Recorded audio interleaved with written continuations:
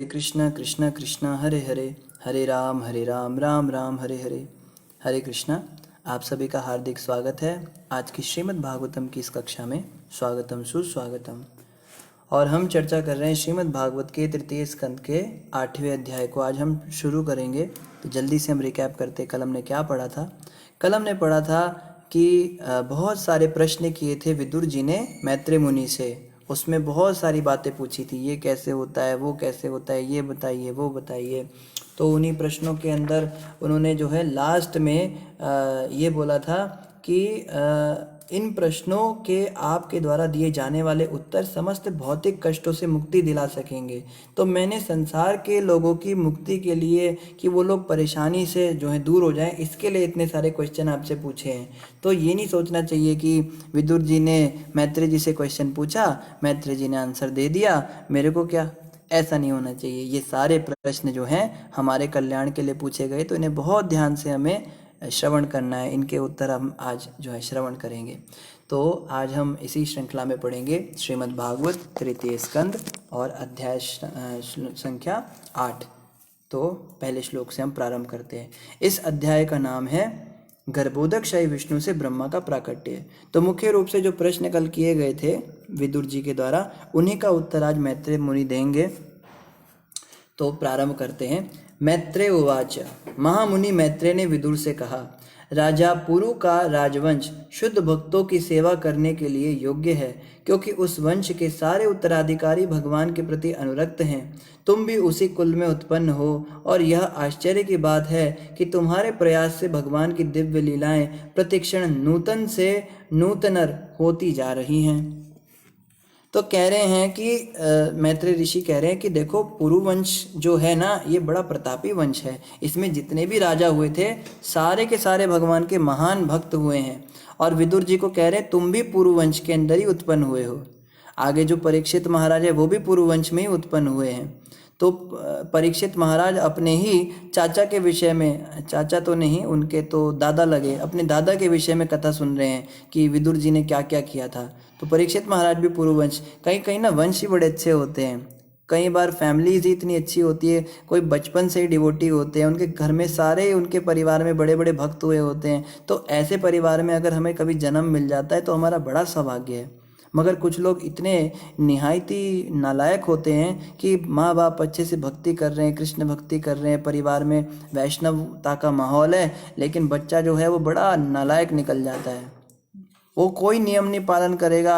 बचपन में तो चलो थोड़ा बहुत भक्ति करता था, घर छोड़ देगा, पढ़ाई करने इंजीनियरिंग कॉलेज चला जाएगा, डॉक्टरी के कॉलेज में चला जाएगा, विदेश चला जाएगा और दुनिया जहान के पाप करेगा। ये ठीक नहीं है, ऐसा नहीं करना चाहिए। अगर हमें अच्छे घर में जन्म मिला है, अच्छे परिवार में जन्म मिला है, तो निश्चित रूप से हमें सोचना चाहिए कि ये हमें केवल भक्ति के लिए मिला है। भगवान श्री कृष्ण गीता में अर्जुन को बताते हैं, अर्जुन, जो व्यक्ति भक्ति करता है ना और उसकी भक्ति रह जाती है, पूरी नहीं हो पाती किसी कारण से, तो उसको मैं भक्तों के घर में जन्म देता हूँ, उसको वैष्णवों के घर में जन्म देता हूँ, या फिर उसको ब्राह्मणों के घर में जन्म देता हूँ, या अगर उसके भी लायक नहीं तो किसी धनी परिवार में जन्म देता हूँ जब पैसों की कमी नहीं होती। तो अगर आपका जन्म, हमारा जन्म किसी धनी परिवार में हुआ है, किसी ब्राह्मण परिवार में हुआ है, या किसी भक्त परिवार में हुआ है, तो समझना चाहिए कि हमारी भक्ति अधूरी रह गई थी, उसको पूरा करने के लिए हम इस संसार में आए हैं, और कोई कार्य करने नहीं आए। हमने आज इतने सारे काम बना लिए अपने, ये करना है, वो करना है, ये सब बेकार में समय की बर्बादी है। अरे जो भक्ति पूरी करने के लिए आए हो, भक्ति करो ना। तो इसीलिए हमें समझना चाहिए, ऐसे परिवार जो हैं, इसके अंदर अगर किसी का जन्म होता है तो बड़ा भाग्यशाली व्यक्ति है, वो भक्त आत्मा है, वो केवल भक्ति करने के लिए आया है। और आगे कह रहे हैं, अब मैं भागवत पुराण से प्रारंभ करता हूँ, जिसे भगवान के प्रत्यक्ष रूप से महान ऋषियों ने उन लोगों के लाभार्थ कहा था जो अत्यल्प आनंद के लिए अत्यधिक कष्ट में फंसे हुए हैं। तो अभी तक भागवत शुरू नहीं हुई है, एक्चुअली भागवत अब शुरू होगी। तृतीय स्कंद के 8वें अध्याय से भागवत शुरू होगी। अभी तक केवल एक पृष्ठभूमि तैयार हो रही थी कि भागवत क्यों सुनाई गई, क्या कारण रहा, क्या हुआ, क्या नहीं हुआ। जैसे भगवत गीता जो है, भगवत गीता के जो मुख्य ज्ञान है वो तो दूसरे अध्याय में शुरू हुआ ना, भगवान कृष्ण ने अर्जुन को बताना शुरू किया। पहले अध्याय में तो खाली पृष्ठभूमि तैयार की गई थी। उसका नाम ही है सेटिंग द सीन, अंग्रेजी में उसका नाम है चैप्टर का। अभी तो सीन सेट किया जा रहा है, ये यहाँ खड़ा है, वो वहाँ खड़ा है, ये स्थिति अभी है, फिर जो है ज्ञान शुरू हुआ गीता का। इसी प्रकार से भागवत के जो पहले और दूसरे स्कंद हैं और जो तीसरा स्कंद भी आधा है, ये भी केवल सीन सेट कर रहा था कि देखो इसको श्राप मिल गया परीक्षित महाराज को, और कलयुग आया था, उसको उन्होंने भगा दिया। उसके बाद में वो बैठे, फिर कथा सुननी शुरू करी, फिर भगवान कृष्ण जाने लगे संसार से, तो विदुर और मैत्रेय जी को कुछ बातें बताई। फिर मैत्रेय जी ने जो कृष्ण भगवान से सुना था वो नहीं, विदुर को नहीं, उद्धव और मैत्रेय जी को बताई भगवान कृष्ण ने बात। फिर जो मैत्रेय जी को बात बताई थी भगवान ने, उसे वो विदुर जी को कह रहे हैं। अब विदुर जी ने कहा आपको भागवत सुनाता हूँ। अब भागवत शुरू होगी। और भागवत किसके लिए है? ये भागवत पुराण जो है हर किसी के लिए नहीं है। कोई सोचे भाई हमारे लिए है क्या, किसके लिए है, कौन पढ़ सकता है? भागवत पुराण उस व्यक्ति के लिए है जो अत्यल्प आनंद के लिए अत्यधिक कष्ट में फंसे हुए हैं। जैसे भक्ति विनोद ठाकुर महाराज कहते हैं, क्या कहते हैं? विफल से विनो कृपण दुर्जन चपल सुख लव लागिरे। विफल से विनो कृपण दुर्जन चपल सुख लव लागिरे। आप जो हैं, या वो तो अपने लिए कह रहे, मैं जो हूँ, हालांकि उन्होंने ऐसा कभी किया नहीं, मगर वैष्णव अपने ऊपर ही बात कहते हैं, अपने को ही शिक्षा देते हैं, वो दूसरों को नहीं सुधारते। तो भक्ति विनोद ठाकुर महाराज कहते हैं थोड़े से सुख के लिए, जरा से आनंद के लिए विषयी और कृपण यानी कि कंजूस लोगों की मैंने रात दिन सेवा करी। आंधी आई, तूफान आई, बारिश आई, गर्मी सर्दी सब बर्दाश्त करके ऑफिस जाता रहा, जूते घिसता रहा कि मुझे थोड़ी सी सैलरी मिल जाएगी और उससे मैं सुखी हो जाऊंगा। और वो सुख कितना होता है? केवल वो 1 तारीख से अगली 1 तारीख तक का ही सुख होता है। 1 तारीख तक का भी नहीं होता, वो बस 1 हफ्ते तक सुख रहता है। उसके बाद में फिर से रूटीन वही चालू हो जाता है। और लास्ट का जो हफ्ता होता है महीने का, वो बड़ा मुश्किल हो जाता है काटना। लेकिन उस हफ्ते को ये सोच सोच के काटा जाता है कि 1 तारीख आ जाएगी, फिर नोट आ जाएंगे हाथ में। तो ये सोच सोच के उस छोटे से सुख के लिए, वो 1 हफ्ते भर का जो सुख था, वो भी कहाँ मिलता है? संडे सुख मिलता है बस, खाली आज संडे, आज थोड़ा रेस्ट कर लेंगे। आदमी 6 दिन तो लात घूसे खाता है ना, मेहनत करता है, पैसे बनाता है, या संडे को कहीं आउटिंग पे चला जाएगा, सो जाएगा। केवल 1 दिन का सुख होता है हफ्ते में, वो भी थोड़ा सा होता है, उसके लिए इतनी मेहनत करता है। तो यहाँ पे कहा जा रहा है अत्यल्प आनंद के लिए अत्यधिक कष्ट में जो फंसा हुआ व्यक्ति है, उसके लिए भागवत है कि भैया भागवत सुन ले तू और समझ जाए इस बात को कि तू संसार में परेशानी रहेगा। एक गाना था ना, पहले गाते थे, तू जिंदगी में हरदम रोता ही रहेगा। हैं, बिल्कुल सही बात कही है जिसने भी बनाया, ये बिल्कुल सही बात है। तू जिंदगी में रोता ही रहेगा जब तक तू भागवत नहीं पढ़ेगा, कृष्ण भावनामृत में नहीं आएगा, जब तक भगवान कृष्ण को अपने जीवन का केंद्र नहीं बनाएगा। तो यही बात समझनी है कि श्रीमद् भागवत सुन के हमें ये नहीं सोचना कि भागवत सुनने के बाद क्या पैसों की बारिश हो जाएगी क्या हमारे ऊपर। कोई कहे भागवत के श्रवण से पुत्र प्राप्ति हो जाएगी, रत्न आदि आ जाएंगे। कई ऐसे भी पुराण होते हैं, उनमें ये भी दिया जाता है, इसको पढ़ने से ये मिल जाएगा, उसको पढ़ने से वो। तो भागवत को पढ़ने से क्या मिलता है? कोई क्वेश्चन कर सकता है ना कि भागवत का क्या फल है? तो यहाँ बताया जा रहा है भागवत का ये फल है कि अत्यल्प आनंद के लिए जो अत्यधिक कष्ट में फंसे हुए लोग हैं, उनको बुद्धि आ जाएगी और वो इस मिथ्या धारणा से बाहर निकलेंगे, इस मिसकंसेप्शन से बाहर निकलेंगे और सच्चे सुख की प्राप्ति कर पाएंगे। आगे कह रहे, कुछ काल पूर्व तुम्हारी ही तरह कुमार संतों में प्रमुख सनत कुमार ने अन्य महर्षियों के साथ जिज्ञासावश ब्रह्मांड की तली में स्थित भगवान संकर्षण से भगवान वासुदेव विषयक सत्यों के बारे में पूछा था। तो कह रहे हैं ऐसे जैसे आप क्वेश्चन कर रहे हो ना मुझसे, ऐसा मत समझना कि पहली बार ये क्वेश्चन हुआ है, आपने फर्स्ट टाइम ये चीज़ नहीं पूछी है। यही सेम क्वेश्चन सनत कुमार ने भगवान संकर्षण से पूछा था। संकर्षण भगवान विष्णु के जो शेषनाग जी हैं उनको संकर्षण कहते हैं। और सनत कुमार कौन है? ब्रह्मा जी के 4 पुत्र हुए थे जुड़वा, सनत, सनंदन, सनत कुमार और सनातन। इनमें सनत जो हैं वो उनमें से एक है। तो उन्होंने ये question same to same Sankarshan से किया था। और फिर क्या हुआ था? उस समय भगवान संकर्षण अपने परमेश्वर का ध्यान कर रहे थे, जिन्हें विद्वज्जन भगवान वासुदेव के रूप में सम्मान देते हैं। तो संकर्षण जी जो हैं, उस समय जब क्वेश्चन किया गया उनसे यही सेम, तो उस समय वो भगवान का ध्यान कर रहे थे, अपने परमेश्वर का ध्यान कर रहे थे, जिन्हें वासुदेव के नाम से जाना जाता है। किंतु महान पंडित मुनियों की उन्नति के लिए उन्होंने अपने कमलवत नेत्रों को कुछ कुछ खोला और बोलना शुरू किया। तो बता रहे हैं कि जब भगवान का वो ध्यान करते हैं ना संकर्षण जी, भगवान वासुदेव का, तो उनकी आंखें बंद हो जाती हैं, भगवान के चिंतन में लीन हो जाते हैं, बहुत आनंद मिलता है। जो भगवान के भक्त होते हैं ना, उन्हें भगवान की भक्ति में बहुत आनंद मिलता है, लेकिन जो असुर होते हैं उनको आनंद नहीं मिलता है। आज जप करते हुए हमारी आंख से आंसू नहीं आते, हमारी आंखों में केवल नींद भर जाती है, हमारी आंखें बंद होने लगती हैं, हमारा मन करता है छोड़ के चले जाओ, कितनी देर हो गई, कितना जप करेंगे, कितना सुनेंगे, कितनी आरती अटेंड करेंगे, थक गए हम इस चीज़ से। तो हम असुर हैं वास्तव में, इसे समझ जाना चाहिए। भक्त जो होता है ना, देखो जब हम भक्त बन जाएंगे ना, ये भी नहीं सोचना चाहिए। कई लोग सोचते हैं सारी ज़िंदगी यही करना है क्या, ये 16 माला करते करते पागल होना है क्या सारी ज़िंदगी। ऐसा नहीं है, हमेशा ऐसा नहीं रहेगा। आज हमारी स्थिति थोड़ी ख़राब है। जब जैसे कोई व्यक्ति बीमार होता है ना, जैसे प्रभुपाद जी उदाहरण देते थे, एक बीमारी होती है, उसको कहते हैं निमोनिया, कहते हैं, क्या कहते हैं। तो उसमें क्या होता है, मीठी चीज़ कड़वी लगती है। आप उसको मीठा दोगे ना खाने को, मीठी शुगर दोगे या चीनी दोगे, तो कहेगा कड़वा क्या, कितना कड़वा चीज़ खिला दिया मेरे को।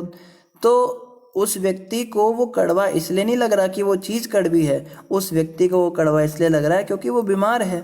लेकिन उस बीमारी की दवा भी गन्ने का जूस है, बताते हैं, शुगर कैंडी उसको खानी होती है, और उस कड़वे उसको लग रहा है कड़वा, लेकिन उसको खाते खाते खाते खाते क्या होता है, धीरे धीरे वो मीठा लगने लगता है, उसकी बीमारी दूर हो जाती है।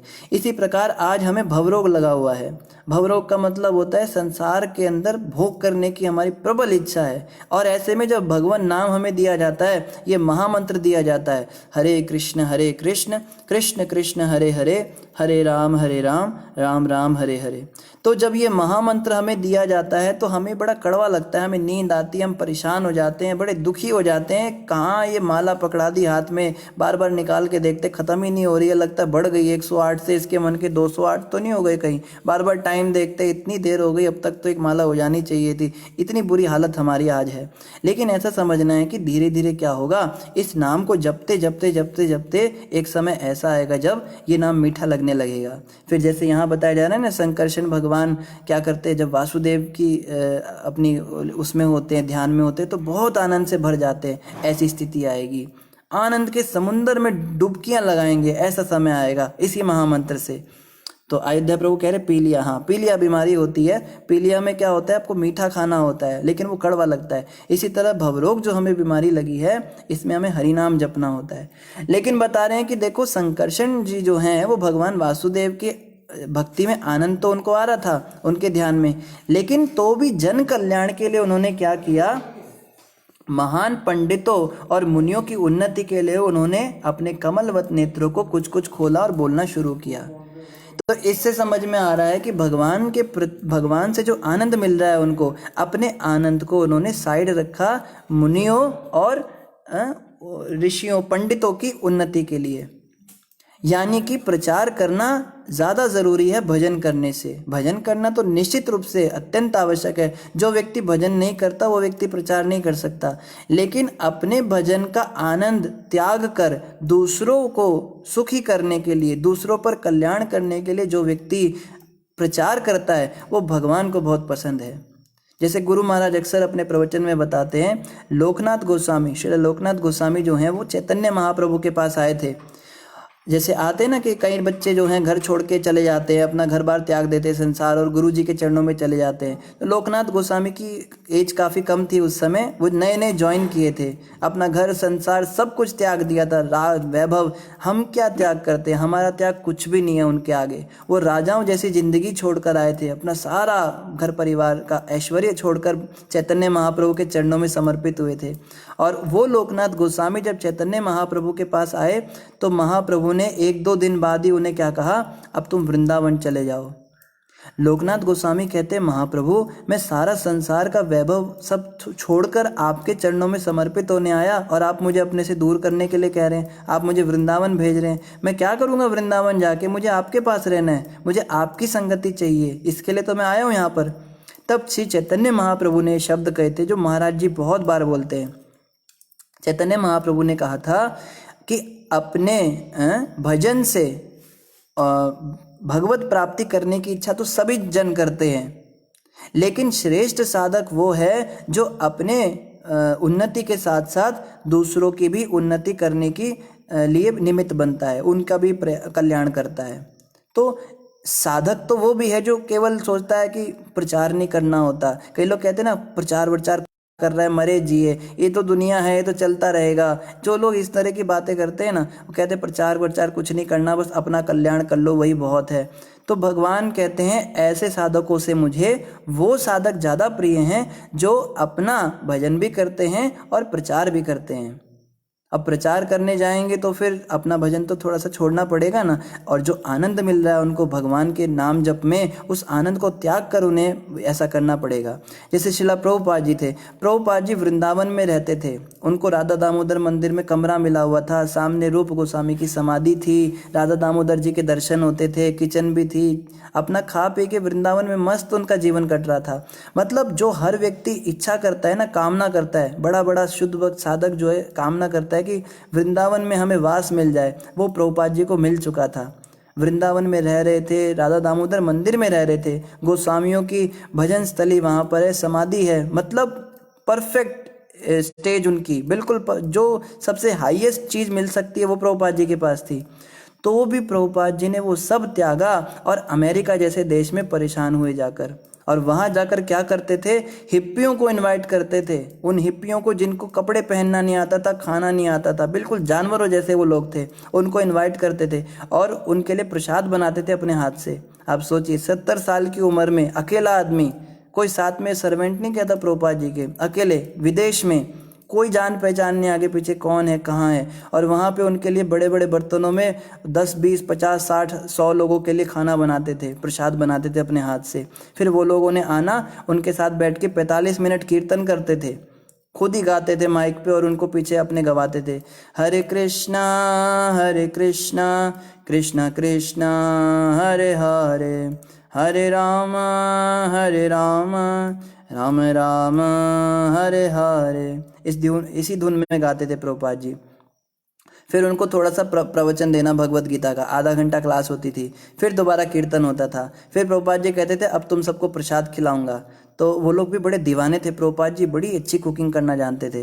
तो फिर प्रभुपाद जी सबको सर्व करते थे प्लेट्स में, खुद ही वो बैठ जाते थे, वो लोग इतना भी नहीं सोचते थे बूढ़ा आदमी इसकी मदद कर देते, खुद ही जाके सर्व कर रहे हैं, उनको खिला रहे हैं, फिर उनसे बातें कर रहे हैं, उनको फॉलो अप कर रहे हैं कि आप आना, प्रोग्राम में आना, सब करके सब लोग ऐसे ही उठ के चले जाते थे। उनको इतना भी नहीं पता था कि प्लेटें धोनी भी पड़ती हैं। फिर प्रभुपाद जी उनकी प्लेटों को उठाते थे वहाँ से और फिर उनको खुद ही धोते थे।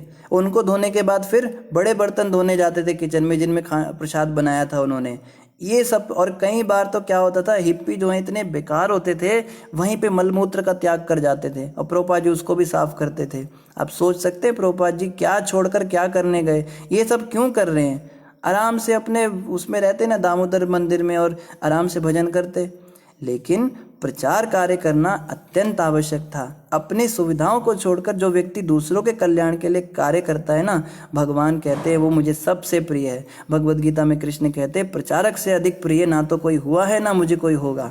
मेरा सबसे अधिक प्रिय भक्त तो वही है जो प्रचार करता है। तो इसीलिए जो है हमें समझना है यहाँ पे, जैसे संकर्षण भगवान ने वासुदेव में के ध्यान में जो उनको चिंतन में आनंद मिलता है उसको त्यागा, क्योंकि जो ऋषि मुनि आए हुए हैं, ब्राह्मण आए हुए हैं, उन्होंने प्रश्न किया पंडितों ने उसका उत्तर देने के लिए। तो ये नहीं है कि हम तो अभी मेरा जप का टाइम है, अभी मुझसे बात मत करो। कोई फ़ोन करता है, हरे कृष्णा, जो भी हमसे जुड़े हैं संपर्क में, हरे कृष्णा माता जी, हरे कृष्णा प्रभु जी, मुझे थोड़ी समस्या हो रही है भक्ति में, थोड़ी मदद कर दीजिए मेरे घर में। अभी टाइम नहीं है, अभी मेरा जप का टाइम है, मैं इस समय किसी से बात नहीं करता हूँ, जाइए अभी। या कोई मिलने आ जाए हमसे, जैसे कई लोग जो हैं प्रचार करते भी हैं लेकिन वो बड़ा इस तरह का प्रचार करते हैं, मनमौजी स्वभाव, अभी रात का ये टाइम हो गया, अभी इस समय मैं किसी से बात नहीं करता हूँ।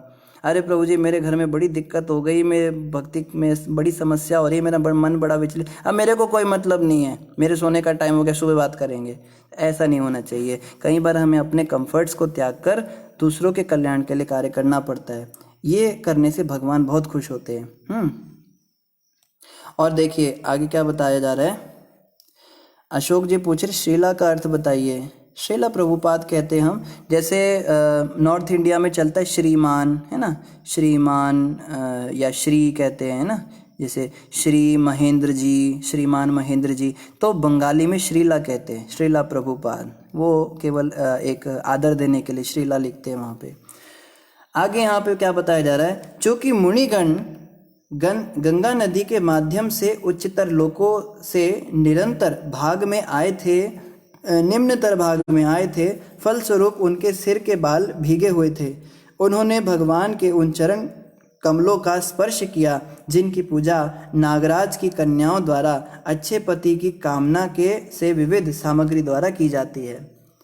तो यहाँ बताया जा रहा है मुनिगण जो है वो गंगा नदी के मध्यम से उच्चतर लोकों से निम्नतर भाग में आए थे। गंगा नदी केवल इस पृथ्वी पर नहीं बहती, गंगा नदी अलग अलग लोकों से होकर यहाँ पर आती हैं। सब बताते हैं ना, भगीरथ महाराज ने गंगा जी को बुलाया था तो वो पहले ऊपर सुरसारी थी, वो तो स्वर्ग में बहती थी, स्वर्ग में भी वो ब्रह्मलोक से आती हैं। ब्रह्मपुत्रा उनको मतलब ब्रह्मपुत्री कहते हैं उनको। ब्रह्मा जी ने अपने कमंडल के अंदर उनको धारण किया था। फिर देवताओं की प्रार्थना पर ब्रह्मा जी के कमंडल से वो बहती हुई स्वर्ग में आई। फिर भगीरथ महाराज की उससे अनुरोध से उनको फिर शिव जी ने अपनी जटा में धारण किया, फिर उनका नाम जटा शंकरी पड़ा, है ना। फिर उसके बाद में जानू ऋषि ने उनको पी लिया था, फिर उनकी जगह फाड़कर वो आई तो उनका नाम जाह्नवी पड़ा। तो इस तरह से अलग अलग उनके नाम पढ़ते गए, अलकनंदा पड़ा, फिर ऐसे करते हुए वो आई। तो अलग अलग लोकों से ये मुनि जो आए थे इनके सिर भीगे हुए थे, क्योंकि गंगा नदी के मध्यम जगह से निम्नतर जो स्थान है गंगा जी का वो ये संसार, इसके नीचे फिर नहीं जाती वो, ये लास्ट स्टेशन है गंगा जी का। तो यहाँ पर आए थे तो उनके सिर भीगे हुए थे और उन्होंने भगवान के चरण कमलों का स्पर्श किया जिनकी पूजा नागराज की कन्याओं द्वारा अच्छे पति की कामना के लिए की जाती है। तो भगवान वासुदेव की पूजा जो है नागराज की कन्याएं करती हैं अच्छे पति की कामना के लिए, ये यहाँ पे बताया जा रहा है। आगे यहाँ कहा जा रहा है, सनत कुमार आदि चारों कुमारों ने जो भगवान की दिव्य लीलाओं के विषय में सब कुछ जानते थे, स्नेह तथा प्रेम से भरे चुने हुए शब्दों से लय सहित भागवत का गुणगान किया। उस समय भगवान संकर्षण अपने हजारों फनों को उठाए हुए अपने सिर की चमचमाती मणियों से तेज बिखेरने लगे। तो यहाँ कहा जा रहा है फिर सनत कुमार आदि जो चार कुमार थे वो भगवान की उन लीलाओं के विषय में सब कुछ जानते थे, जो स्नेह और प्रेम से भरे हुए चुने शब्दों द्वारा लय सहित भगवान का गुणगान किया है। और उस समय भगवान जो हैं उनके हजारों फन होते हैं। भगवान शेषनाग जी को हम देखते हैं ना, विष्णु जी लेटे रहते हैं शेषनाग जी के ऊपर, तो फोटो में कितने 5 या 7 या 10 फन बना देते हैं, बट एक्चुअली में बताया जाता है उनके हजारों फन हैं शेषनाग जी के, और हर फन के ऊपर मणियाँ लगी हुई हैं और वो मणि से तेज निकलता है, उसमें से लाइट निकलती है। जैसे यहाँ पे हम ट्यूबलाइट जलाते हैं ना, इसमें तो बिजली फूंकनी पड़ती है, वो भी कुछ समय बाद फ्यूज हो जाती है, पर मणियाँ जो है वो नेचुरल लाइट निकालती हैं। और मणियाँ आज भी होती हैं, हमने सुना कई नाग होते हैं जिनके सिर पे मणि होती है, ऐसा हमने सुना है, पता नहीं ऐसा होता है कि नहीं। कहते हैं कि 100 साल तक अगर कोई हाथी ब्रह्मचर्य का पालन करता है, बिल्कुल पूरी तरह से विरक्त रहता है, हथनियों से दूर रहता है, तो उसके सिर पे मणि आ जाती है। और ऐसे हाथी आज भी इस संसार में हैं, मगर बहुत रेयर होते हैं, वो किसी जंगल में, कहीं घने जंगल में होते हैं। और सांप के ऊपर भी कई बार मणि होती हैं। अभी पीछे हमने सुना था एक कोई मंदिर था, ज़्यादा पुरानी बात नहीं है, 20-30 साल पुरानी बात है, उसमें एक सांप आता था, उसके सिर पे मणि होती थी। शिव जी का कोई मंदिर था, तो विशेष एक दिन आता था, वो कोई दिन होता था, पूर्णमासी की रात होती थी, पता नहीं क्या। तो वहाँ पे कहते हैं फिर उस पुजारी को जो है लोभ आ गया, उसने सोचा इसकी मणि निकाल लूँगा, क्योंकि मणि से बड़ी लाइट आती थी। तो जब उसने मणि निकालने की कोशिश करी तो फिर वो सांप कभी दोबारा दिखा नहीं, उसने आना बंद कर दिया वहाँ पर। तो इस तरह के चमत्कार जो हैं आज भी हमें देखने को मिलते हैं। मणि वाली जो बात है यहाँ पे बताई जा रही है। तो कविता माता कह रही है श्री का मतलब होता है राधा रानी और ला का मतलब होता है लीला। तो जो राधा रानी और कृष्ण की लीलाएं बताए उनको भी श्रीला कहते हैं।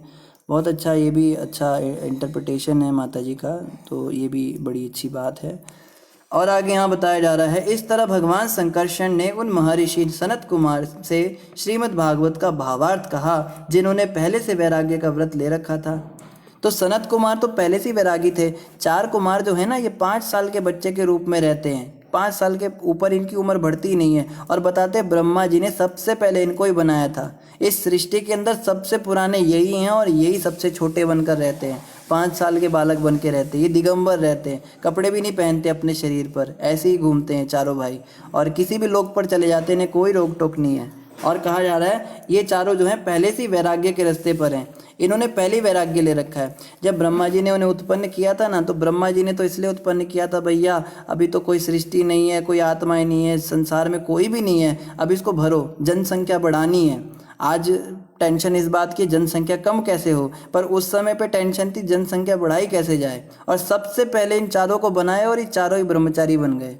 अब आप सोचो ब्रह्मा जी की क्या हालत हुई होगी। ब्रह्मा जी ने कितनी उम्मीदों से इनको बनाया था, भाई 4 बच्चे एक साथ होंगे, ये चारों सृष्टि करेंगे, 4 के 16 होंगे, 16 के 32 होंगे, ये चारों तो ब्रह्मचारी बन के बैठ गए। कहते पिताजी हम तो सृष्टि करेंगे नहीं, हम तो वैराग्य के रास्ते पे चलेंगे, हमारा तो जो वीर्य है वो सिर की ओर जाएगा, हम नीचे की ओर उसको नहीं बर्बाद करेंगे, हम भगवान की भक्ति करेंगे। तो सृष्टि की समय पे, और देखो उस समय की सिचुएशन है जब ज़रूरत थी उन लोगों की जो सृष्टि चलाएं, उस समय पे कुछ भी नहीं था, तब भी वो लोग ब्रह्मचारी रह गए। और आज हम कहते हैं प्रभु जी अगर सब लोग ब्रह्मचारी बन गए तो दुनिया कैसे चलेगी। भाई तेरे को हम कह रहे तू अपनी बात कर, दुनिया की क्या तुझे चिंता है। जब सृष्टि में कुछ भी नहीं था तब भी वो लोग ब्रह्मचारी रह गए थे। ये नहीं सोचना चाहिए कि सब लोग जो है वैराग्य के रास्ते पे चले जाएंगे तो दुनिया खत्म हो जाएगी, ऐसा कभी होता नहीं है। उस समय तो हुआ नहीं, आज क्या होगा। आगे यहाँ पे क्या कह रहे हैं, भावार्थ ये वैराग्य का व्रत ले रखा था, तो उन वैरागी चारों भाइयों से संकर्षण भगवान ने बहुत सुंदर भागवत का भावार्थ बताया, उन्होंने ये भागवत उनको सुनाई थी। सनत कुमार ने भी अपनी पारी में सांख्यायन मुनि द्वारा पूछे जाने पर श्रीमद् भागवत को उसी रूप में बतलाया जिस रूप में उन्होंने संकर्षण जी से सुना था। इसको कहते हैं परंपरा सिस्टम, जैसा सुना वैसा आगे बता दिया। तो सनत कुमार जी ने पहले संकर्षण भगवान से सुना, फिर संकर्षण भगवान से सुनने के बाद सनत कुमार ने उसको आगे किसको बता दिया, अपनी पारी में सांख्यायन मुनि को बताया। फिर सांख्यायन मुनि को जब भागवत सुनाई, फिर सांख्यायन मुनि ने आगे किसी को सुनाई होगी। इसको कहते हैं गुरु शिष्य परंपरा।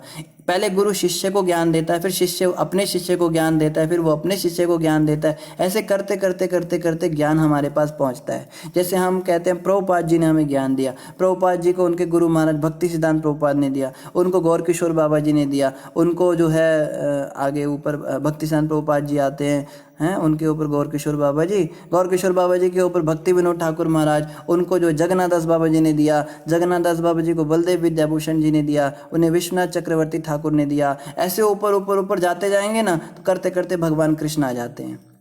तो कृष्ण भगवान से ये साक्षात परंपरा चली है, जो आज प्रभुपाद जी की जो संस्था है जिसमें हम सब जुड़े हुए हैं, साक्षात भगवान कृष्ण ने ये ज्ञान ब्रह्मा जी को दिया था, ब्रह्मा जी ने नारद जी को दिया था।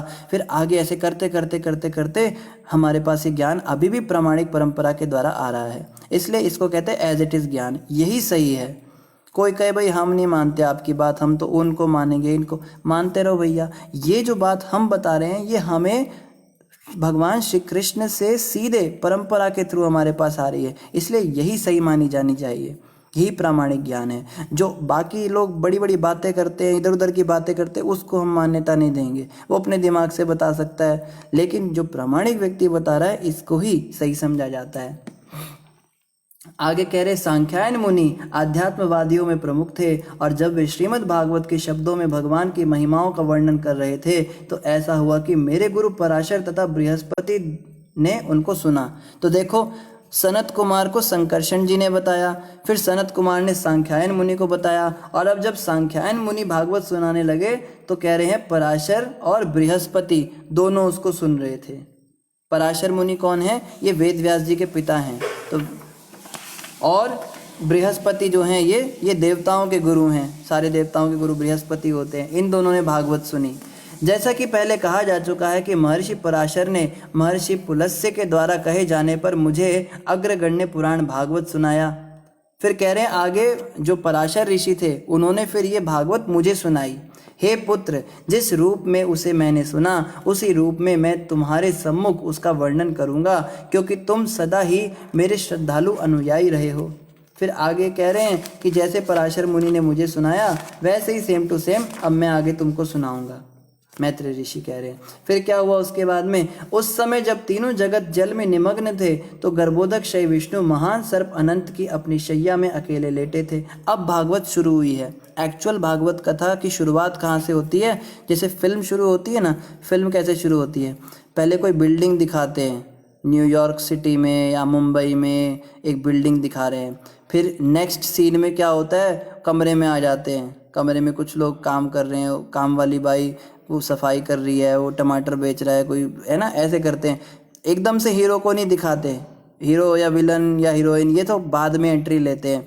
तो मेन जो कैरेक्टर हैं वो बाद में आते हैं, शुरुआत में केवल सीन क्रिएट किया जाता है कि चल क्या रहा है अभी। तो यहाँ पे हम भागवत की स्टार्टिंग कर रहे हैं। सबसे पहला सीन क्या आया हमारे सामने, भगवान तीनों जगत जल में निमग्न थे। अभी फर्स्ट सीन है ना, ऐसे मूवी की तरह इसको देखना है। पहला सीन क्या है, तीनों जगत जल में निमग्न हैं। अभी पृथ्वी, सूर्य, चंद्रमा सारे जो हैं ये सारे लोग अभी जल के अंदर हैं। आप पूछोगे कौन से जल के अंदर है? जल तो इनके अंदर होता है, पृथ्वी के ऊपर जल होता है, इस जल के अंदर नहीं है, ये गर्भोदक समुद्र में है।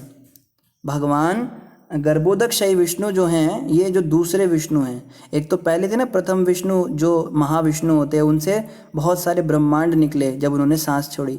फिर हर ब्रह्मांड के अंदर जब भगवान महाविष्णु दूसरे विष्णु के रूप में प्रवेश किए, उनको गर्भोदक शय विष्णु कहते हैं। तो ये गर्भोदक शय विष्णु अभी एक ब्रह्मांड को फोकस कर लेते हैं, करोड़ों ब्रह्मांडों से एक ब्रह्मांड में हम एक ब्रह्मांड के अंदर ले गए। तो क्या सीन चल रहा है इस समय पे, गर्भोदक शय विष्णु लेटे हुए हैं और जिस समुंदर में वो लेटते हैं उसको गर्भोदक सागर कहते हैं। उस जिनके नाभि से कमल निकलेगा ना आगे, अभी तो कुछ भी नहीं है, अभी कह रहे हैं केवल जल ही जल है चारों ओर।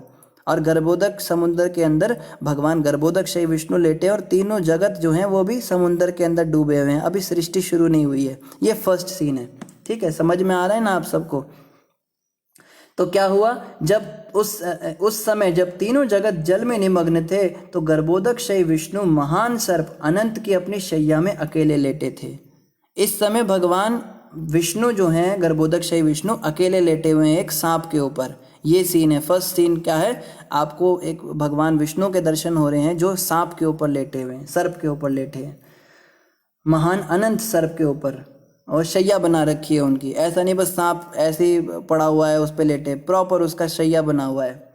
यद्यपि वे अपनी निजी अंतरंगा शक्ति में सोए हुए लग रहे थे और बहिरंगा शक्ति के प्रभाव से मुक्त थे, किंतु उनकी आंखें पूर्णतया बंद नहीं थी।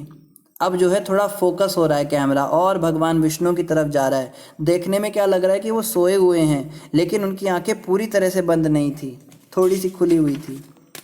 जिस तरह ईंधन के भीतर अग्नि की शक्ति छिपी रहती है, उसी तरह भगवान समस्त जीवों को उनके सूक्ष्म शरीरों में लीन करते हुए प्रलय के जल के भीतर पड़े रहे। तो कह रहे हैं जैसे ईंधन जो है वो अग्नि की शक्ति छिपी रहती है ईंधन के अंदर। तो जैसे कहते हैं ना कि कागज में आग जल गई, कागज में आग इसलिए जलती है क्योंकि कागज के अंदर आग होती है, वो प्रकट हो जाती है चिंगारी से। या अग्नि के अंदर आग होती है, ईंधन में पहले ही आग होती है उसके अंदर, वो प्रकट बाद में होती है जब उसको जलाया जाता है। इसी तरह से भगवान विष्णु से ही सारी सृष्टि अभी होगी, उनके अंदर सब छुपा हुआ है। उस ईंधन की तरह वो लेटे जिसमें अग्नि होती है, तो भगवान विष्णु के अंदर ही सारी सृष्टियाँ हैं, अभी प्रकट नहीं हुई हैं, बस इतना बात है। उसकी तरह से वो लेटे हुए हैं और क्या कर रहे हैं, उनके सूक्ष्म शरीरों में लीन करते हुए प्रलय के जल के भीतर पड़े हुए हैं। वे काल नामक स्वतः अर्जित शक्ति में लेटे हुए थे। तो काल नाम की कोई शक्ति है जिसमें भगवान उस शक्ति के प्रभाव में अभी लेटे हुए हैं, ठीक है। भगवान अपनी अंतरंगा शक्ति के 4000 युग चक्रों तक लेटे रहे और अपनी बहिरंगा शक्ति से जल के भीतर सोते हुए प्रतीत होते रहे। तो यहाँ पे बार बार अंतरंगा शक्ति और बहिरंगा शक्ति शब्द आ रहे हैं, तो इसके विषय में भी थोड़ा बता देते हैं। भगवान की 3 तरह की शक्तियाँ होती हैं। शक्ति का मतलब होता है उनकी सृष्टि करने की पावर। जैसे हमारी भी शक्ति होती है, हमारी शक्ति हमारा बच्चा होता है, हमने हमारी जो वीर्य शक्ति थी उससे हमारा पुत्र उत्पन्न होता है, पुत्री उत्पन्न होती है, या फिर हमारी एक शक्ति, हमारे बाल और नाखून होते हैं, ये भी उगते हैं हमारी शक्ति के कारण। जब आत्मा शरीर छोड़ देती है तो शरीर डेड बॉडी हो जाता है। तो ये सारी हमारी शक्तियाँ हैं। और भगवान के अंदर क्या है? भगवान के अंदर मुख्य रूप से 3 शक्तियाँ हैं। एक है अंतरंगा शक्ति, यानी जो अंदर की शक्ति होती है उनके, जो अंदर के कार्यकलाप क्रियाकलाप जो है संपन्न करती है उनकी हृदय की इच्छाओं को। एक होती है बहिरंगा शक्ति, वो बाहरी शक्ति होती है भगवान की, जो बाहरी जगतों का संचालन देखती है। और एक होती है तटस्था शक्ति, जो इन दोनों के बीच की शक्ति होती है। तो अंतरंगा शक्ति जो है वो है श्रीमती राधा रानी, या लक्ष्मी जी भी उन्हें कह सकते हैं विष्णु भगवान के केस में। तो लक्ष्मी जी जो है वो अंतरंगा शक्ति भगवान की।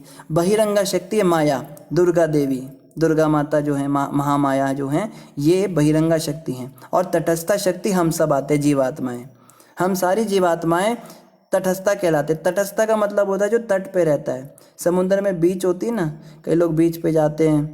एक प्रद्युम्न प्रभु ने बीच का फोटो भी डाला हुआ है, इसमें 2 पेड़ के बीच में भालू सो रहा है ये तो प्रभु जी ऐसी फोटोज डालते रहते हैं जो बड़ी रेलेवेंट हो जाती हैं कई बार। तो बीच पे क्या होता है? कभी सूखा होता है, कभी पानी होता है ना। तट कहते हैं उसको, समुद्र का तट है या नदी का तट है। कभी तो पानी आ जाता है, गीला हो जाता है, कभी सूख जाता है, धरती पे आ जाता है। तो हम तटस्था शक्ति हैं। कभी तो हम अंतरंगा शक्ति के प्रभाव में आ जाते हैं, बहुत ज़्यादा आध्यात्मिक हो जाते हैं, भगवान राधा रानी से प्रार्थना करते हैं, उनके प्रभाव में आ जाते हैं। और कभी हम माया के प्रभाव में आ जाते हैं, बहिरंगा शक्ति, महामाया, दुर्गा माता की बहिरंगा शक्ति, क्या रुपया पैसा घर बार गाड़ी, इसके चिंतन में आ जाते हैं। तो ये हमारे ऊपर है।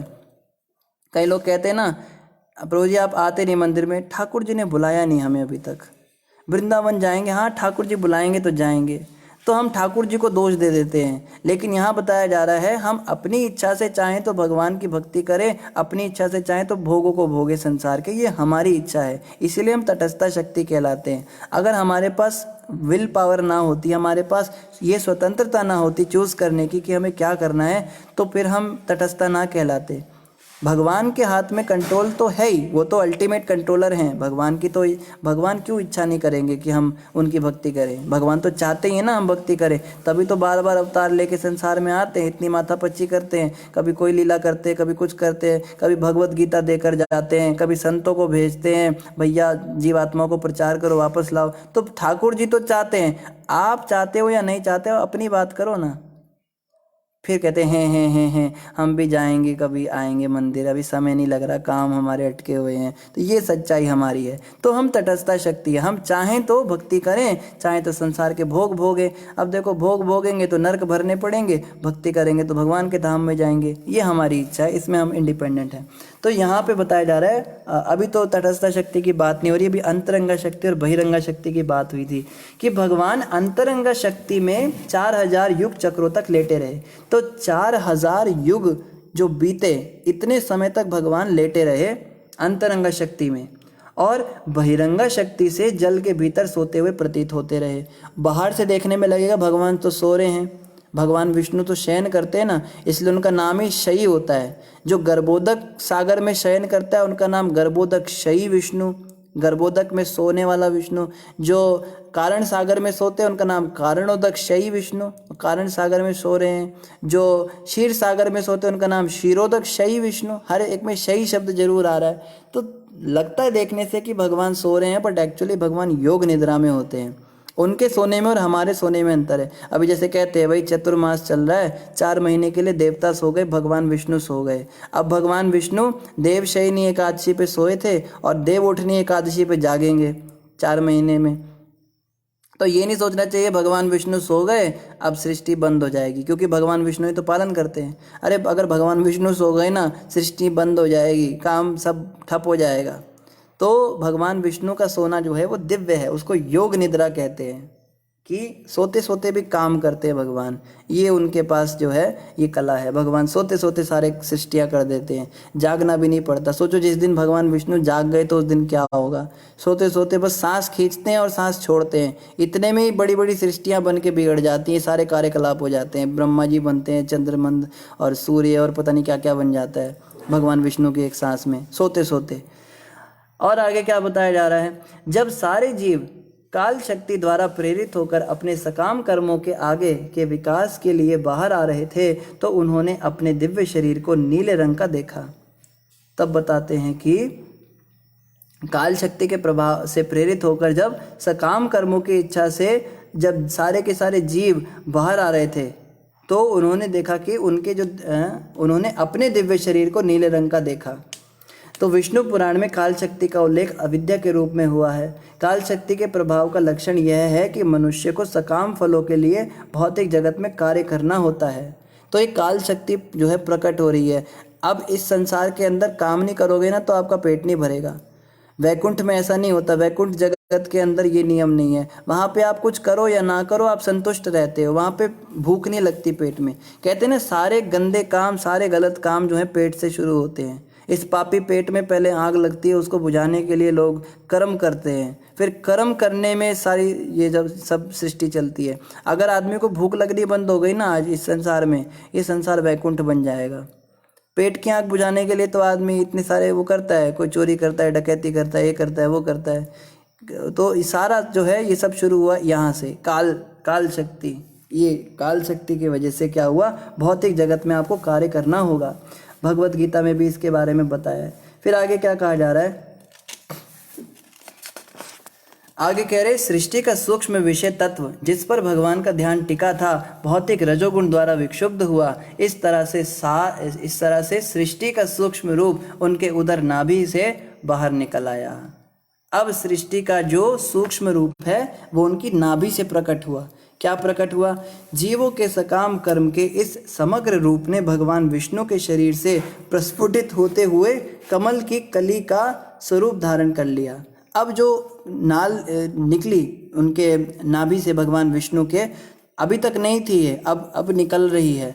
अब ये जो नाल है इसने कमल की कली का स्वरूप धारण कर लिया। कमल की कली होती है ना, फूल नहीं कमल का, कमल की कली।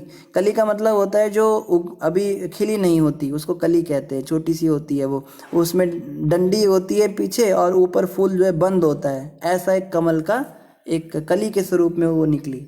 फिर क्या हुआ, फिर उनकी परम इच्छा से इसने सूर्य की तरह हर वस्तु को आलोकित किया और प्रलय के अपार जल को सुखा डाला। अब क्या हुआ, प्रलय का जो जल सारी सृष्टि को डुबोए हुए था उस जल को इसने सुखा दिया। ये सूर्य के समान तेजस्वी हो गई। ये कली जो है इसके अंदर से तेज निकला। जैसे सूर्य में हम कपड़े सुखाते हैं ना तो कपड़ों के अंदर से सारा पानी उड़ जाता है, इसी तरह से इस कली के अंदर क्या हुआ, सूर्य के समान तेज आ गया और प्रलय के जल को इसने सुखा दिया। उस ब्रह्मांडमय कमल पुष्प के भीतर भगवान विष्णु परमात्मा रूप में स्वयं प्रविष्ट हो गए। और जब यह इस तरह भौतिक प्रकृति के समस्त गुणों से गर्भित हो गया तो साक्षात वैदिक ज्ञान उत्पन्न हुआ, जिसे हम स्वयंभू ब्रह्मा कहते हैं। अब क्या हुआ, कली के अंदर स्वयं वो जो कली थी कमल की, उसमें स्वयं भगवान विष्णु प्रविष्ट हुए। देखो ब्रह्मा जी का जन्म कैसे हुआ। फिर उसके अंदर प्रविष्ट होने के बाद क्या हुआ, साक्षात वैदिक ज्ञान उत्पन्न हुआ। जो वैदिक ज्ञान है ना उसने मूर्तिमान स्वरूप धारण किया और वही जो है आगे स्वयंभू ब्रह्मा कहलाए। इस तरह से ब्रह्मा जी का जन्म हुआ। कमल के फूल से उत्पन्न हुआ ब्रह्मा जगत को नहीं देख सके, यद्यपि वे कोश में स्थित थे। अतः उन्होंने सारे अंतरिक्ष की परिक्रमा की और सभी दिशाओं में अपनी आंखें घुमाते समय उन्होंने 4 दिशाओं के रूप में 4 सिर प्राप्त किए। तो कहते जैसे ही ब्रह्मा जी उत्पन्न हुए तो चारों तरफ अंधकार देखा उन्होंने। अब जब चारों तरफ अंधकार दिखने लगा सृष्टि में, तो जैसे ही चारों दिशाओं में उन्होंने अपना मुख घुमाया तो 4 दिशाओं में मुख घुमाने के प्रतिफल स्वरूप उनके 4 मुख हो गए। मतलब जब वो उत्पन्न हुए थे उस समय एक ही सिर था ब्रह्मा जी का, बाद में चारों दिशाओं में जल्दी जल्दी मुख घुमाकर ढूंढने के कारण उनके वो चतुर्मुखी ब्रह्मा हो गए। और उसके बाद क्या हुआ, उस कमल पर स्थित ब्रह्मा ना तो सृष्टि को ना कमल को ना ही अपने आप को भली भांति समझ सके। तो ब्रह्मा जी पैदा तो हो गए मगर समझ नहीं आ रहा है। जैसे बच्चा कोई पैदा हो जाए, आसपास कुछ भी ना हो उसके, ना माँ है ना बाप है, अभी क्या है कमल के ऊपर बैठे हुए हैं। अब उन्हें समझ में ही नहीं आ रहा है मैं कौन हूँ, मैं कहाँ से आया हूँ, मेरा कौन बाप है, मैं कैसे पैदा हो गया, मुझे क्यों पैदा किया गया, मैं करना क्या है, मुझे कुछ समझ में नहीं आ रहा है। युग के अंत में प्रलय वायु जल तथा कमल को बड़ी बड़ी भंवरों में हिलाने लगी। अब क्या हुआ, युग का अंत हो गया समय के साथ में, और प्रलय की जो वायु है, प्रलय वायु जल तथा कमल को बड़ी बड़ी भंवरों में हिलाने लगी। उस वायु से वो कमल हिलने लगा उनका, जिस कमल पे वो बैठे हुए थे, और जो प्रलय का जल है नीचे वो भी हिलने लगा, उसमें लहरें आने लगी वायु से।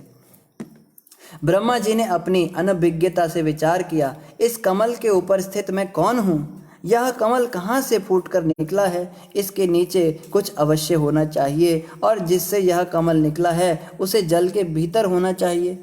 तो ब्रह्मा जी को केवल जब वो नीचे देख रहे थे ना कमल के, तो उन्हें बस लंबी सी डंडी दिख रही है। वो कमल नाल बहुत लंबी थी, इतनी लंबी वो नाल थी, अभी उसके बारे में भी आएगा कितनी लंबी थी। उनको बस वो डंडी दिख रही है और नीचे अंधेरा दिख रहा है, और क्या दिख रहा है, कुछ जल दिख रहा है, कोई जल है नीचे। तो उनको लगा कि मैं कहाँ से आया हूँ, ये पता लगाने के लिए मुझे नीचे जाना पड़ेगा, देखना पड़ेगा ये कमल कहाँ से फूटा है, कहाँ इसकी जड़ है, वहाँ पे जाना पड़ेगा। तो फिर उसके बाद क्या हुआ, इस तरह विचार करते हुए ब्रह्मा जी कमल नाल के रंध्रों छिद्रों से होकर जल के भीतर प्रविष्ट हुए, किंतु नाल में प्रविष्ट होकर तथा विष्णु की नाभि के निकटतम जाकर भी वे जड़ मूल का पता नहीं लगा पाए। फिर ब्रह्मा जी जो हैं उस कमल के बीच से छेद के अंदर घुस गए और नाल के अंदर चले गए, और उस नाल के अंदर जाके नीचे नीचे नीचे नीचे नीचे नीचे जा रहे हैं, और बहुत नीचे चले गए, लेकिन क्या कह रहे हैं, उनको पता नहीं लग पाया कि इसका जड़ कहाँ है। भगवान विष्णु की नाभि के पास पहुंच भी गए थे वो, लेकिन उनको फिर भी समझ नहीं आ पाया कि कहाँ से निकला है, कौन, कहाँ इसकी जड़ क्या है। हे विदुर, अपने अस्तित्व के विषय में इस तरह खोज करते हुए ब्रह्मा अपने चरम काल में पहुँच गए, जो विष्णु के हाथों में शाश्वत चक्र है और जो जीव के मन में मृत्यु भय की भ्रांति भय उत्पन्न करता है।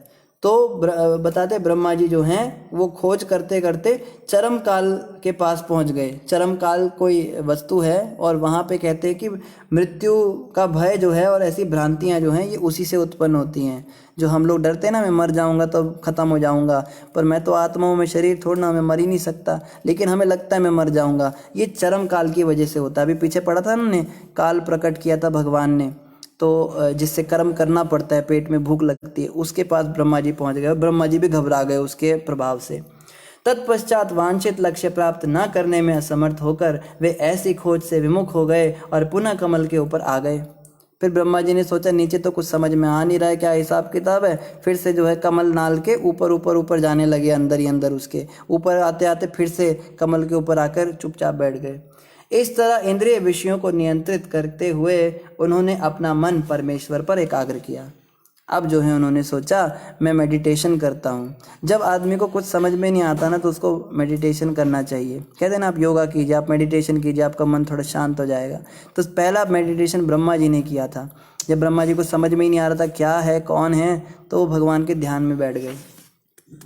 अपने 100 वर्षों के बाद जब ब्रह्मा का ध्यान पूरा हुआ तो उन्होंने वांछित ज्ञान विकसित किया, जिसके फलस्वरूप वे अपने ही भीतर अपने हृदय में परम पुरुष को देख सके, जिन्हें वे इसके पूर्व महानतम प्रयास करने पर भी नहीं देख सके थे।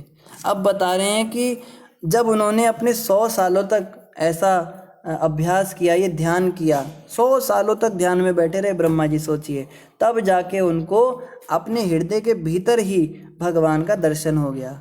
अभी तो बाहर भी ढूंढ रहे थे, नीचे चले गए, ऊपर चले गए, तो वहाँ भी नहीं मिले, लेकिन अभी हृदय के अंदर ही भगवान मिल गए। जिसको कहते हैं ना, जिन खोजा तिन पाया। जब भगवान को खोजने का प्रयास करते हृदय में, तो भगवान मिल जाते हैं। और आगे क्या कहा गया है, ब्रह्मा यह देख सके कि जल में शेषनाग का शरीर विशाल कमल जैसी श्वेत शैया था, जिस पर भगवान अकेले लेटे थे। सारा वायुमंडल शेषनाग के फन को विभूषित करने वाले रत्नों की किरणों से प्रदीप्त था, और इस प्रकाश से उस क्षेत्र का समस्त अंधकार मिट गया था।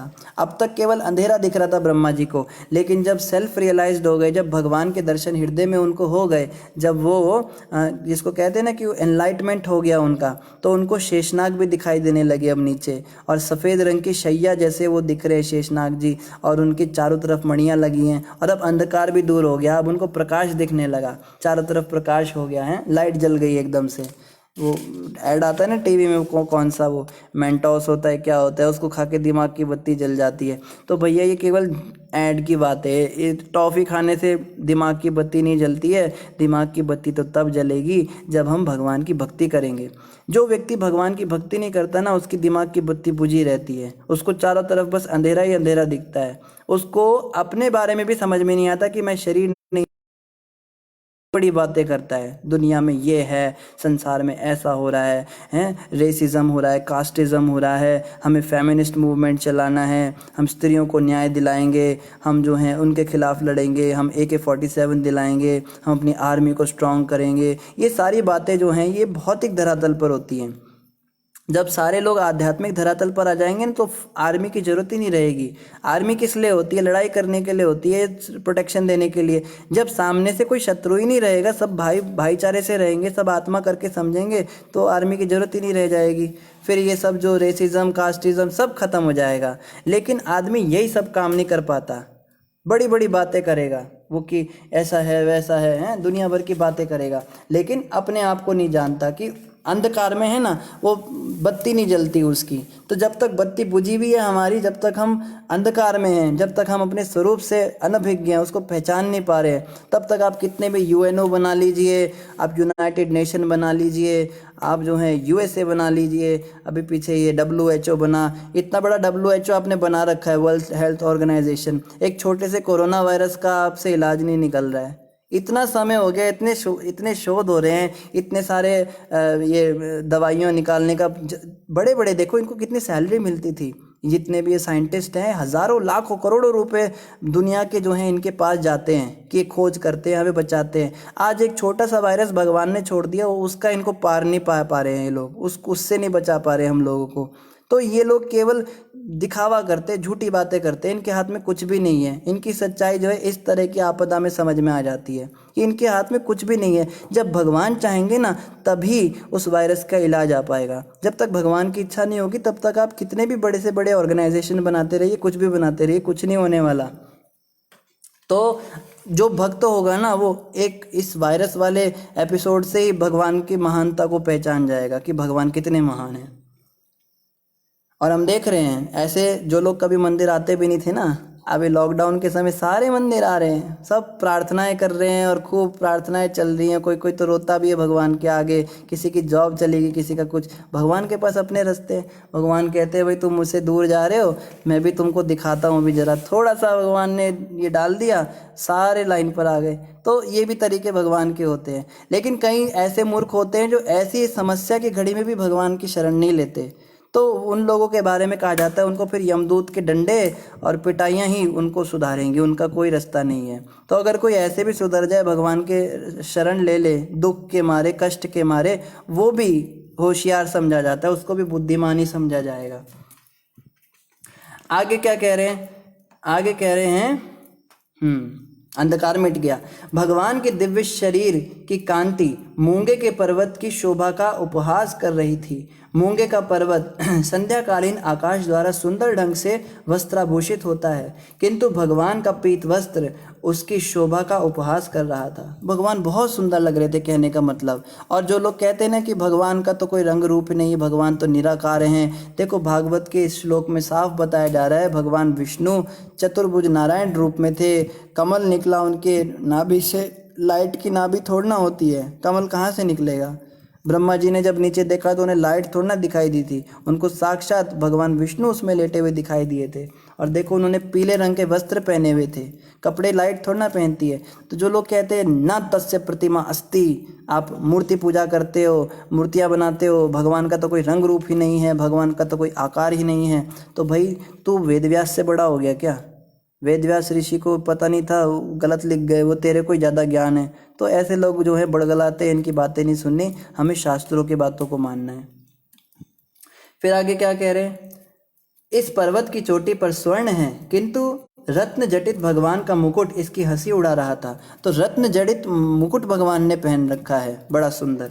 और क्या, पर्वत के झरने, जड़ी बूटियां आदि फूलों के दृश्य के साथ मालाओं जैसी लगते हैं, किंतु भगवान का विराट शरीर तथा उनके हाथ पांव रत्नों, मोतियों, तुलसी दल तथा फूल मालाओं से अलंकृत होकर इस उस पर्वत के दृश्य का उपहास कर रहे थे। तो जो बड़े से भगवान विष्णु नीचे लेटे हुए, जिनको ब्रह्मा जी देख पा रहे हैं, उनके दर्शन कर पा रहे हैं, उन्होंने फूलों की मालाएं पहन रखी हैं, उनके चरणों में तुलसी लगी हुई है और बड़े सारे रत्नों से जटित उनका मुकुट है, बड़े मतलब भारी भारी आभूषण उनके गले में है, उनके कानों में कुंडल है। ये सब वर्णन क्यों दिया जा रहा है? ताकि कम से कम इतना तो बेसिक आइडिया हो जाए कि भगवान निराकार नहीं है भैया। भगवान देखो, जो सृष्टि को रंग रूप दे रहा है, जो दूसरे को दे रहा है, वो खुद रंग रूप से कैसे वंचित रह जाएगा? आप बताओ। ये तो वही बात हो गई, कोई भिखारी जो है दूसरों को करोड़पति बना रहा है, तो दूसरों को करोड़पति तब बना पाएगा ना जब उसके खुद के पास पैसा होगा। जो सृष्टि को रंग दे रहा है उसका खुद का रंग सबसे सुंदर होगा। जो सृष्टि को रूप दे रहा है उसका खुद का रूप सबसे सुंदर होगा। जो सृष्टि को ज्ञान दे रहा है उसके खुद के अंदर सबसे ज़्यादा ज्ञान होगा। जो सृष्टि को धन दौलत दे रहा है, ऐश्वर्य दे रहा है, उसका खुद का ऐश्वर्य सबसे ज़्यादा होगा, उसके पास सबसे कीमती सामान होगा। उसके पास तो ऐश्वर्य की देवी होगी, साक्षात लक्ष्मी उसके चरण दबा रही होगी, जो दूसरों को पैसा दे रहा है, ऐश्वर्य दे रहा है। तो ऐसे भगवान विष्णु के बारे में यहाँ वर्णन आ रहा है। आगे क्या कह रहे हैं? उनके दिव्य शरीर की लंबाई तथा चौड़ाई असीम थी। बहुत बड़ा विशाल शरीर था विष्णु जी का, और वह तीनों लोकों, उच्च मध्य तथा निम्न लोकों में फैली हुई थी। तो फोटो जब बनाते ना पेंटिंग भगवान विष्णु की, तो उसमें दिखाते भगवान विष्णु लेटे हैं और बड़ा सा कमल निकला है और उसमें ब्रह्मा जी हैं। फिर भी ब्रह्मा जी काफ़ी छोटे दिखाए जाते हैं पेंटिंग में, मगर वास्तविक जो ब्रह्मा जी का साइज़ है ना, वो बहुत ही छोटा है भगवान विष्णु के आगे देखा जाए तो। क्योंकि यहाँ कह रहे हैं कि ब्रह्मा जी ने जब इतनी ऊपर से भगवान विष्णु को देखा, जनरली जब हम बहुत दूर से पहाड़ को भी देखते हैं तो वो भी छोटा दिखता है, लेकिन यहाँ बता रहे बहुत दूर से भी देखने पर भगवान विष्णु बहुत बड़े दिख रहे थे उनको। उनकी लंबाई और चौड़ाई असीम थी। तो विष्णु जी के अनुपात में अगर हम ब्रह्मा जी का कल्पना करें तो बहुत ही छोटा उनका आकार था। उनका शरीर अद्वितीय वेश तथा विविधता से स्वतः प्रकाशित था और भली भांति अलंकृत था। बड़े सुंदर सुंदर उन्होंने अलंकार पहन रखे हैं, उन्होंने नाना प्रकार के ये मुकुट और कुंडल बड़ा कुछ पहना है। भगवान ने अपने चरण कमलों को उठाकर दिखलाया। उनके चरण कमल समस्त भौतिक कल्मश से रहित भक्तिमय सेवा द्वारा प्राप्त होने वाले समस्त वरों के स्रोत हैं। ऐसे वर उन लोगों के लिए होते हैं जो उनकी पूजा शुद्ध भक्ति भाव से करते हैं। उनके पांव तथा हाथ के चंद्रमा सदृश नाखूनों से निकलने वाली दिव्य किरणें ही प्रभा छटा फूल की पंखुड़ियों जैसी प्रतीत हो रही थी। फिर बड़ा सुंदर वर्णन कर रहे हैं भगवान विष्णु का यहाँ पर, कि भगवान विष्णु ने अपना चरण उठाया और ब्रह्मा जी को उसके दर्शन कराए। भगवान के जो चरण कमल है ना, वो भक्तों को सबसे ज़्यादा उनके काम की चीज़ है। भगवान का तो पूरा ही शरीर दिव्य है, अति दिव्य है, उनके दर्शन होते हैं, लेकिन विशेष रूप से उनके चरणों के दर्शन बहुत ध्यान से करने चाहिए। क्यों करने चाहिए? क्योंकि यहाँ बताया जा रहा है कि उनके चरण कमल समस्त भौतिक कल्मश से रहित भक्ति में सेवा द्वारा प्राप्त होने वाले समस्त वरों के स्रोत हैं।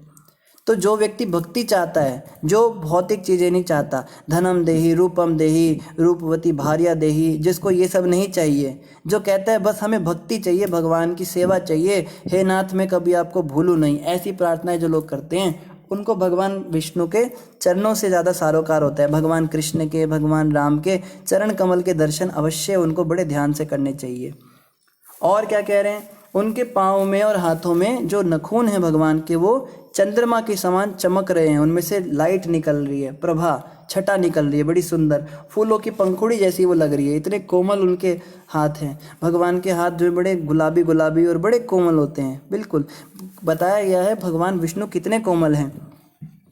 भगवान विष्णु के चरण दबाती है लक्ष्मी माता, और लक्ष्मी जी को बताया जाता है वो स्वयं कमल पुष्प की तरह कोमल हैं। उनके हाथ बहुत नरम होते हैं। लक्ष्मी जी के हाथ बिल्कुल नरम नरम हाथ हैं, और उन नरम नरम हाथों से धीरे धीरे हल्के हल्के, भगवान विष्णु के पैरों में दर्द थोड़ा ना हो रहा है। कोई सोचे कि लक्ष्मी जी 24 घंटे उनके पैर दबाती हैं, लगता है विष्णु जी के पैरों में दर्द होता होगा। दर्द नहीं होता, वो बस सेवा करने की उनकी भावना है, मैं अपने पति की सेवा करूँ, तो वो हल्के हल्के हाथ से बस खाली ऐसे फॉर्मेलिटी के लिए उनके चरण दबाती हैं, जोर जोर से नहीं दबाती। लेकिन तो भी इतने नरम नरम हाथों से हल्के हल्के दबाती हैं, तो भी भगवान विष्णु के चरणों में लाल लाल निशान पड़ जाते हैं। इतने उनके चरण कोमल हैं, इतना उनका शरीर कोमल है। और क्या कह रहे हैं? उन्होंने भक्तों की सेवा भी स्वीकार की और अपनी सुंदर हंसी से उनका कष्ट मिटा दिया। मंडलों से सज्जित उनके मुख का प्रतिबिंब अत्यंत मनोहारी था, क्योंकि यह उनके होठों की किरणों तथा उनकी नाक एवं भौहों की सुंदरता से जगमगा रहा था। देखिए कितना सुंदर उनके होठों का वर्णन आ रहा है कि उनके होठों की किरणों तथा उनकी नाक एवं भौहों की सुंदरता से जगमगा रहा था। ये सारा का सारा प्रतिबिंब पानी के अंदर जो उनकी परछाई पड़ रही थी, उस समुंदर में, गर्भोदक समुंदर में वो लेटे हुए थे, बड़ा सुंदर लग रहा था वो नज़ारा। ये सब ब्रह्मा जी देख रहे हैं, उसको एज इट इज़ बताया जा रहा है। और इसी के साथ हम जो है अब आगे कल बढ़ेंगे, समय पूरा हो गया है। आप सभी भक्तों से प्रार्थना है आप समय पर आया कीजिए, आप सब बहुत लेट आते हैं। देखो लेट आओगे तो कुछ बात सुनोगे, कुछ नहीं सुनोगे, तो फ्लो टूट जाता है ना। समय पे आना चाहिए सबको। आप सभी भक्तों को बहुत धन्यवाद। किसी का कोई प्रश्न हो तो कमेंट पे आप पूछ सकते हैं, और इसी प्रकार से जो है आप सब जुड़े रहिए। जो भक्त ग्रुप का लिंक डाल दूंगा यहाँ पर, तो आप सब उस ग्रुप का लिंक पे सीधा क्लिक करेंगे तो आप ग्रुप में ऐड हो जाएंगे। उस ग्रुप के अंदर केवल हम प्रश्न लेंगे, और भी आगे पीछे आपके कोई प्रश्न हैं, आपको भक्ति करने में कोई समस्या आ रही है, या आपके कोई सुझाव हैं क्लास को लेकर के, या हम भी कुछ प्रश्न करेंगे उनका आप उत्तर दे सकते हैं, भक्ति में कैसे आगे बढ़ सकते हैं इत्यादि, ये सब चर्चा उस ग्रुप में होती है। आप सभी भक्तों का बहुत धन्यवाद और हरे कृष्णा। ग्रंथराज श्रीमद् भागवत महापुराण की जय, जगत गुरु श्रील प्रभुपाद की जय, गौर भक्तवृंद की जय।